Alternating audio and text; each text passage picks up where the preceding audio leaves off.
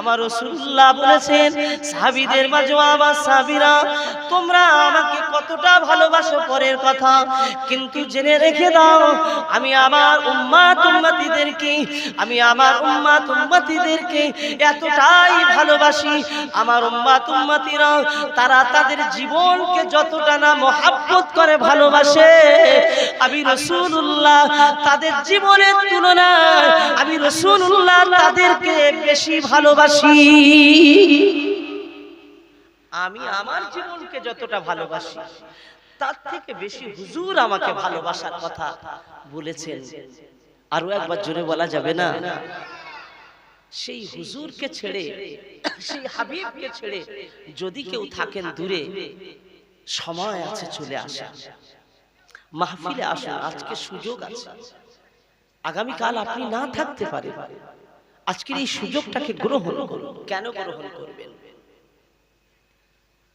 আল্লাহ পাক রব্বুল আলামিন বললেন, আমার বান্দা বান্দিরা, ও আমার বান্দা বান্দিরা, জেনে রাখো আমি আল্লাহ, আমার মানার নাম ইসলাম নয়, আমাকে মেনে নেওয়ার নাম ইসলাম নয়, আমার মানার মানুষ আমি আল্লাহ, আমার একত্ববাদ স্বীকার করে নেওয়ার নাম ইসলাম নয়। ইহুদিরা তো আমি আল্লাহ, আমাকে তারা মানে। ইহুদিরা আল্লাহ, এটা আমরা জানি তো। ইহুদি আল্লাহ মানে, ইহুদিরা আল্লাহ মানে, তাহলে কি ওরা মুসলমান না আল্লাহর দুশমন? জোরে বলে, মুসলমান না আল্লাহর দুশমন? দুশমন। এখন প্রশ্ন হবে, আল্লাহ মানে তো আল্লাহর দুশমন কেন? এই প্রশ্নটা আসা স্বাভাবিক। আল্লাহ মানেন তো আল্লাহর দুশমন কেন? আল্লাহ পাক বললেন, আমার বান্দা বান্দিরা, ইহুদিরা শুধু আল্লাহর দুশমন নয়, ইহুদিরা ইসলামের সবথেকে বড় দুশমন। আল্লাহ মানে তো ইসলামের দুশমন কেন? তামাম ইহুদিরা ইসলামের এত বড় দুশমন। ফিলিস্তিনের মাটিতে যে জমিনে আমার আল্লাহ পাক বাইতুল মুকাদ্দাস, যেখানে সমস্ত নবী আলাইহিস সালামদেরকে আল্লাহ পাক হাজির করেছিলেন, দরুদ শরীফ আল্লাহুম্মা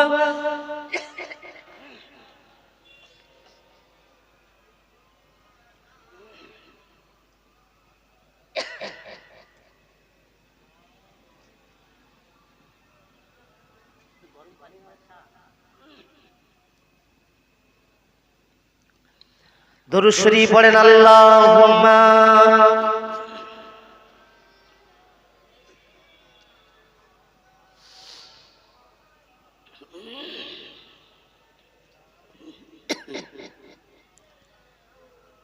বাইতুল মুকাদ্দাসের কাছে দখল নেওয়ার জন্য নিলেই আল্লাহ খুশি, না হলে আমরা মুসলমান হতে পারবো না। আল্লাহ পাক তাই বললেন, দেখো শোনো, আমার হাবিবের কাছে চলে আসো, এটাই তোমাদের বাঁচার রাস্তা, আর কোনো রাস্তা নাই। হুজুরকে আল্লাহ পাক সেই ক্ষমতা দান করলেন পৃথিবীর জমিনে। যখন হুজুরকে পাঠালেন, সময় যেতে যেতে 40 বছর হয়ে গেছে। এই 40 বছর পর্যন্ত আল্লাহর হাবিব মক্কাতে একটা আদর্শ কায়েম করেছেন। সেই আদর্শ দেখে মক্কার মানুষেরা বলেছিলেন যে মুহাম্মদ তিনি এমন একজন মানুষ, সাল্লাল্লাহু আলাইহি ওয়াসাল্লাম, তানার মতো মানুষ এই পৃথিবীতে আর একটাও পাওয়া যাবে না। জোরে বলা যাবে না? তাই তানার সম্পর্কে মক্কার মানুষেরা বললেন আল আমিন, অতি বিশ্বাসী, শ্রেষ্ঠ একজন বিশ্বাসী আল আমিন। এই আল আমিন যার সার্টিফিকেট দিলেন মক্কার সমস্ত মানুষেরা, সেই সার্টিফিকেট পাওয়া মানুষটি 40 বছর হওয়ার পরে গারে হেরাতে তিনি 1 তারিখে গিয়ে বসে আছেন। হঠাৎ জিবরিল আমিন আসলেন। আল্লাহ ফেরেশতা জিবরিল আমিন এসে ডাক দিলেন, ইয়া রাসূলুল্লাহ, আল্লাহ আপনাকে হাবিব বানিয়েছেন, নবী বানিয়েছেন, আল্লাহ আপনার উপরে কোরআন পাঠিয়েছেন, বলুন না সুবহানাল্লাহ। 40 বছর গারে হেরাতে যখন আসলেন জিবরিল, হাবিবকে বলছেন, কি সে? আমি তো পড়াশোনা করতে জানি না। বললেন, না, আপনাকে পড়তে হবে। বলুন ইকরা বিসমি রাব্বিকাল্লাযী খলাক। বললেন, আমি পড়তে জানি না। আল্লাহর হাবিব দয়ার নবী হাবিবুল্লাহ বললেন, আমি জানি না পড়তে। গারে হেরাতে দেখতে পাওয়া গেল জিবরিল আমিন আলাইহিস সালাম এসে বললেন, না আপনাকে পড়তেই হবে। বললেন আমি তো পড়তে জানি না। দুইবার অস্বীকার করলেন, আমি পড়তে জানি না, স্বীকার করলেন। হযরত জিবরিল আমিন বললেন, হুজুর আমার কাছে আপনি আসুন। জিবরিল আমিন বুকে চেপে ধরলেন আমার রাসূলুল্লাহকে। এক মুহূর্তে ছেড়ে দেওয়ার সঙ্গে সঙ্গে সূরা আলাকের 5টি আয়াত তিনি পড়তে লাগলেন। ইকরা বিসমি রাব্বিকাল্লাযী খলাক, খলাকাল ইনসানা মিন আলাক, ইকরা ওয়া রাব্বুকাল আকরাম, আল্লাযী আল্লামা বিল কলম, আল্লামাল ইনসানা মা লাম ইয়ালাম। একবার জোরে জোরে বলুন সুবহানাল্লাহ। 5টা আয়াত হুজুরের উপরে নাজিল হয়েছে, হুজুর পড়া শুরু করে দিলেন, নবুয়াতের জীবন শুরু হয়েছে। এ মুসলমানের ছেলেরা, নওজওয়ানেরা, এ বাড়িওয়ালার যুবকেরা, শুনে রাখো, আল্লাহর হাবিবের উপরে কোরআন নাজিল হয়েছে, নবুয়াতের জীবন শুরু হয়ে গেছে, রিসালাতের জীবন শুরু হয়ে গেছে। এবার আলোচনাটা অতি মন দিয়ে কানে রাখুন। এবার আলোচনাটা জীবনের একটা জায়গা করে নিন। হুজুরের রিসালাত শুরু হয়ে গেছে। আমি আপনাদের কাছে এবার রিসালাতের আলোচনা করব। আল্লাহর হাবিব রিসালাতের আলোচনা, নবী পাকের রিসালাতের আলোচনাতে আল্লাহর হাবিব দয়া নবী বাড়িতে আসলেন। আম্মা জানকে বললেন, ও আমার স্ত্রী শোনো না, ও আমার স্ত্রী খাদিজা শুনে রাখো না, আল্লাহ পাক রব্বুল আলামিন আমার উপরে কোরআনের 5টা আয়াত নাযিল করেছেন। একবার জোরে জোরে বলুন সুবহানাল্লাহ। রিসালাতের যখন নবুয়াতের দায়িত্ব এসে গেছে, আল্লাহ পাক দায়িত্ব দিয়ে দিলেন, যাও যাও প্রচার করো, প্রচার করো। ও আল্লাহর মাহবুব বান্দা বান্দিরা, আমার হাবিবুল্লাহ প্রচার করার জন্য সর্বপ্রথমে মক্কার জমিনে আমার রাসূলুল্লাহকে বলেছিলেন, আমার আল্লাহ আনজির আশিরাতাকাল আকরাবিন, আমি আপনার কাছের মানুষগুলোকে ডেকে ডেকে বলার জন্য দায়িত্ব দিলাম। নবী আমার কাছের মানুষ বলতে কুরাইশ বংশের মানুষেরা, আত্মীয় নিকট মানুষদেরকে ডাক দিলেন।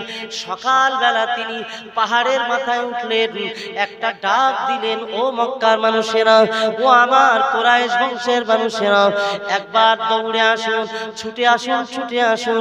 হাবিবুল্লাহর ডাক শুনে, হুজুরের ডাক শুনে মক্কার জমিনে পাহাড়ের পাদদেশে শত শত নয় হাজার হাজার জনতা একত্রিত হয়ে গেছে। হাজার হাজার জনতা একত্রিত হওয়ার পরে নবী আমার বললেন, আপনারা এসেছেন, আমি কে, আমার পরিচয় কি? ওই সময় মক্কার মানুষেরা বললেন, আপনার পরিচয় তো আমরা জানি, আপনি তো আল আমিন। জোরে বলুন সুবহানাল্লাহ। আপনি আমাদের কাছে একজন বিশ্বাসী মানুষ। আমি আল আমিন। আমি যদি আপনাদেরকে বলি বিপদ আপনাদের পিছনে ধাওয়া করছে, বিপদ সামনে আসছে, তাহলে কি আপনারা বিশ্বাস করবেন কিনা? বললে, হ্যাঁ আল আমিনের কথা আমরা মেনে নেব। আল্লাহর হাবিব পাহাড়ের মাথায় উঠে দাঁড়িয়ে তামাম পাহাড়ের পাদদেশে মক্কার কুরাইশদেরকে লক্ষ্য করে বললেন, এ মক্কার কুরাইশেরা, আজকে আল্লাহ পাক রব্বুল আলামিন, আমার মহান রব আল্লাহ আমাকে দায়িত্ব দিয়েছেন, যে দায়িত্বটা আমি আপনাদের কাছে পালন করতে এসেছি। আপনারা লা ইলাহা ইল্লাল্লাহ, লা ইলাহা ইল্লাল্লাহ তুফলিহুন, এই কলেমা আপনারা পড়ে নিন। আমি দায়িত্ব নিয়ে বলছি, সফল হয়ে যাবেন, সফলতা অর্জন হয়ে যাবে। আল্লাহ পাক আমাকে নবী করে পাঠিয়েছেন, আর আপনারা এই কলেমা পড়ে নিন। যে এই খবরটা পৌঁছে দিলেন, বললেন পাহাড় থেকে, মক্কার কুরাইশরা পাহাড়ের পাদদেশে দাঁড়িয়ে দাঁড়িয়ে হুজুরকে লক্ষ্য করে কুরাইশদের ভিতরে একজন উঠে দাঁড়িয়ে ওখানে চিৎকার আওয়াজে বলতে লেগেছে, তাব্বাল্লাকা ইয়া মুহাম্মদ, ধ্বংস হোক তোমার, তুমি আজকে আমাদের দিনটাকে বরবাদ করে দিলে। হে মুহাম্মদ, তুমি আজকে আমাদের দিনকে শুরুয়াতটা বরবাদ করে দিয়েছো। সকালবেলা আমাদেরকে ডেকে আমাদেরকে বরবাদ করে দিলে দিনটা। পাথর নিয়ে, হাতে পাথর নিয়ে ছুঁড়ে মেরে বলতে রেখেছে, হে মুহাম্মদ, আমাদেরকে বরবাদ যেমন করলে, তুমি ধ্বংস হও, তুমি ধ্বংস হও। আল্লাহর হাবিব দয়া নবী নূর নবী আমার আপনার হাবিব আল্লাহ পাক দায়িত্ব দিয়েছেন আমার রাসূলুল্লাহ দায়িত্ব নিয়ে পাহাড়ের মাথায় দাঁড়িয়ে তিনি ঘোষণা দিলেন ও মক্কার কুরাইশরা আমার ধ্বংস আমার বিরুদ্ধে এমন পাথর ছুঁড়ে কোনো লাভ হবে না এমন পাথর ছুঁড়ে কোনো লাভ হবে না মক্কার জমিনে কেউ কোনো কথা শুনলো না আমার আল্লাহ পাক রব্বুল আলামিন জিবরিলকে বললেন ও জিবরাইল দেখো না আমার রাসূলুল্লাহকে কেমন বেইজ্জতি করে দিল আমার হাবিব আমার দায়িত্ব পালন করেছে আমার হাবিব আমার দায়িত্বটা পৌঁছে দিয়েছে আমার হাবিবের কথা শুনে ওরা পাথর ছুঁড়ে মারলো ও জিবরিল চলে যাও এই মুহূর্তে চলে যাও জিবরিল আল্লাহ পাকের হাবিবের দরবারে চলে আসলেন জিবরিল আমিন এসে বললেন ইয়া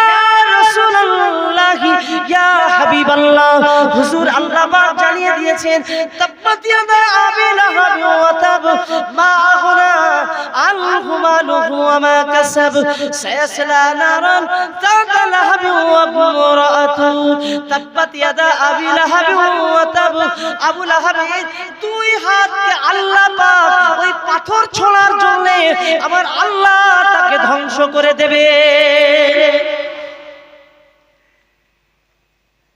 আল্লাহ পাকের হাবিবের উপরে আঘাত মুহূর্তে আল্লাহর প্রতিবাদ জোরে বলা যাবে না আজকে হাবিবের উপরে আঘাত দিলে প্রতিবাদ হবে কি হবে না আর একটু জোরে আওয়াজে বলুন হুজুর এই মুহূর্তে নেই হুজুরের কদমে লুটিয়ে দেওয়া আমাদের সমস্ত জান আমাদের সমস্ত কিছু কুরবান করে দিতে রাজি আমরা হুজুরের বিরুদ্ধচারণ করলে আমরা সেই প্রতিবাদে চিৎকার করে আওয়াজ দেব কি দেব না জোরে বলে আমরা আওয়াজ দেব আজ আল্লাহ আওয়াজ দিলেন কি বললেন ও দুহাত ধ্বংস যা বেরো প্রিয় নবী হাবিবুল্লাহ সর্বপ্রথমে শুরু করলেন প্রচারের জন্য কিন্তু ঘটনাটা ঘটলো সবাই তাড়িয়ে দিলেন আমার আপনার নবী নূর নবী হাবিবুল্লাহ চলে আসলেন ইসলাম প্রচারের জন্য আমার আল্লাহর দায়িত্ব যাও প্রচার করো আল্লাহ পাকের হাবিব বড় একাকী বোধ করছেন কেমন ভাবে প্রচার করবেন এক তারিখে চাচা জানের কাছে আসলেন ও চাচা জান আমার দাদু জান এই মুহূর্তে নাই আল্লাহ পাক আমাকে নবুয়তি দান করেছেন ও আমার চাচা জান আমি আপনার কাছে একটা আবেদন রাখবো আমার তো ঘর বাড়ি বলতে আলাদা কিছু নাই আপনার কাছে আমি থাকি আপনার বাড়িতে আমি থাকি চাচা জান আমার বড় ইচ্ছা আমার বড় মনের আশা কি আশা ও বাবা মুহাম্মদ সাল্লাল্লাহু আলাইহি ওয়াসাল্লাম বলো না বাবা কি আশা তোমার বলো বলে ও আমার চাচা জান আপনি যদি অনুমতি দেন মক্কার মানুষদেরকে একটু আমি দাওয়াত করব মক্কার কুরাইশদেরকে দাওয়াত করব আমার বাড়িতে দাওয়াত করে আমি একটু খাওয়াতে চাই চাচা জানের কাছে আবেদন করলেন এই নওজওয়ানেরা যুবকেরা হুজুর ইসলাম প্রচারের জন্য কি না কষ্ট তাকে সহ্য করতে হলো কত আঘাত তাকে পেতে হয়েছে আজকে আঘাত আপনার আমার জীবনে ঘটতে পারে আপনার আমার জীবনে কষ্ট হতে পারে আল্লাহর হাবিব চাচা জানের কাছে বললেন চাচা জান আপনি অনুমতি দিলে আমি দাওয়াত করতে পাঠাবো চাচা জান ওই সময় বলেছিলেন ও বাবা মুহাম্মদ তোমার কাজের জন্য যত খরচ হবে সব আমি খরচ করব বাবা তুমি লোক পাঠিয়ে দাওয়াত করতে পাঠাও নিজের চাচাতো ভাই হযরত আলীকে ডাকলেন ও আমার ভাই আলী শোনো না গো পরবর্তী সময় যে চাচাতো ভাই জামাই হয়েছেন কিন্তু চাচাতো ভাই ছিলেন হযরত আলী আলী হুজুরকে ডাকলেন ও আমার ভাই আলী শোনো না গো একটুখানি তুমি যাও যাও যাও মক্কার অলিতে গলিতে চলে যাও বিশেষ ব্যক্তি যারা মক্কার লিডারেরা তাদেরকে দাওয়াত করে আসো আমাদের বাড়িতে আমি একটা খাবার ব্যবস্থা করেছি চাচা জানের কাছে বলে সমস্ত মানুষেরা দল দল মক্কার জমিনে চাচা জানের বাড়িতে এসে উপস্থিত হলেন আমার আপনার হাবিব দয়া নবী করলেন কি হে যুবক তুমি মনে রেখে দাও আজকে যে মাহফিল আয়োজন করেছেন আমার যুবক ভাইরা বিভিন্ন জায়গায় মাহফিল আয়োজন করে সেখানে বসিয়ে সমস্ত আলোচনা বাদে একটা তাবারুকের ব্যবস্থা করা হয়, মানুষকে খাওয়ানো হয়। আমার হাবিবুল্লাহ বাড়িতে বসে মানুষকে খাওয়াবেন ইসলাম প্রচারের জন্য। জোরে বলুন সুবহানাল্লাহ। কার পয়সায় খাওয়াবেন? চাচার পয়সায়। সালমান হযরত আলী দাওয়াত করে আসলেন বাড়িতে, দল দল দল দল মানুষ এসে হাজির। হুজুর বললেন, আলী তুমি খাবার আমাকে বয়ে বয়ে এনে দাও, আর আমি নিজে হাতে মেহমানদারি করব। হুজুর নিজে হাতে মেহমানদারি করছেন। কে কেমন খাবেন? ও গোস্ত, রুটি, খাসির গোস্ত, রুটি যেমন যে যেমন, ভুনা জাত যেমন লাগে নিজে হাতে হাতে সবার প্লেটে প্লেটে দিতে লেগেছেন। খাওয়া শেষ হয়ে গেছে। আল্লাহর হাবিব দয়া নবী দাঁড়ালেন, দাঁড়িয়ে দাঁড়িয়ে বললেন, ও চাচা জানেরা, ও মক্কার কুরাইশেরা, আপনাদের কাছে আমার দুটো কথা রয়েছে, যদি একটু সময় দেন। ওগো বাবা মুহাম্মদ, কি কথা আছে বলো। আল্লাহ পাকের হাবিব বলেছিলেন, ও চাচা জানেরা, ও আমার মক্কার মানুষেরা, আজকে আমাদের বাড়িতে এসেছেন, আমি যে দুটো কথা বলতে চাইছি একটু মন দিয়ে শুনুন। আমার মহান আল্লাহ, কাবার মালিক আল্লাহ, তিনি এক এক, আমার আল্লাহ আমাকে নবী করে তিনি পাঠিয়েছে। কথা কি বললেন? আমার আল্লাহ এক আর আমার নবী করেছে, আপনারা আমাকে নবী হিসাবে মানবেন। সমস্ত মক্কার কুফারে কুরাইশেরা রাগ দেখিয়ে ঘর ছেড়ে চলে গেল। কেউ আর থাকলেন না, কেউ আর থাকলো না, সব চলে গেল। হুজুর আমার বড় বেদনা ভরা মন নিয়ে চাচা জানের কাছে গেলেন। চাচা জান বলেছিলেন, ও বাবা মুহাম্মদ, তোমার কথা তারা অস্বীকার যদি করে দুঃখ পেও না বাবা, আবারও তুমি যদি ব্যবস্থা করতে চাও আমি যত খরচ হবে সব খরচ দিয়ে দেব।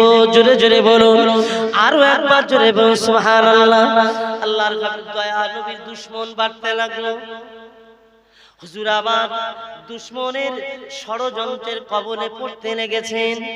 আল্লাহর হাবিবের দুশমনী মক্কার মানুষেরা এবার শুরু করে দিয়েছে। মুহাম্মদ সে নতুন ধর্ম এনে মুহাম্মদ বলতে চাইছে আল্লাহ এক, কিন্তু আমাদের দেব দেবীকে সে অস্বীকার করে।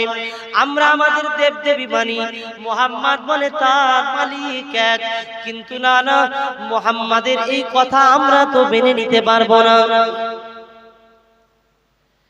আল্লাহর হাবিব এক তারিখে মক্কার কাবা শরীফে, কাবা সামনাসামনি দরওয়াজার সামনে হেরেমের কাছে গিয়ে, মাতাফের সামনে গিয়ে দরওয়াজাকে সামনে রেখে হুজুর আমার নামাজের জন্য দাঁড়িয়ে পড়লেন। মক্কার মানুষেরা দূর থেকে ফলো করে যে মুহাম্মদ মক্কা শরীফে কাবার কাছে গিয়ে সিজদায় পড়ে গেছে। এমন একটা সময় ওই আবু জেহেলের লোকজনেরা দূর থেকে ছুটে ছুটে এসে আমার নবী পাকের উপরে, পিঠের উপরে উটের নাড়ি ভুঁড়ি গুলো চাপিয়ে দিয়ে দিল। আল্লাহর হাবিব উটের নাড়ি ভুঁড়ি চাপা পড়ে তিনি আর উঠতে পারছেন না। খুব ছোট্ট বয়স আম্মা জান ফাতেমাতুজ জোহরা রাদিয়াল্লাহু তাআলা আনহা, আল্লাহর হাবিবের কন্যা আম্মা জান ফাতেমাতুজ জোহরা রাদিয়াল্লাহু তাআলা আনহা, তিনি ছোট্ট মেয়ে দৌড়ে দৌড়ে গিয়ে কাবার চত্বরে আব্বা আব্বা করে চিৎকার করেন। ওই পচা নাড়ি ভুঁড়ি গুলো শোনাবার চেষ্টা করছিলেন। দূর থেকে হযরত আবু বকর হুজুর শুনতে পেলেন ফাতেমা চিল্লায় কেন। দৌড়ে দৌড়ে এসে উটের পচা নাড়ি ভুঁড়ি গুলো হযরত আবু বকর হুজুর সরিয়ে দিলেন।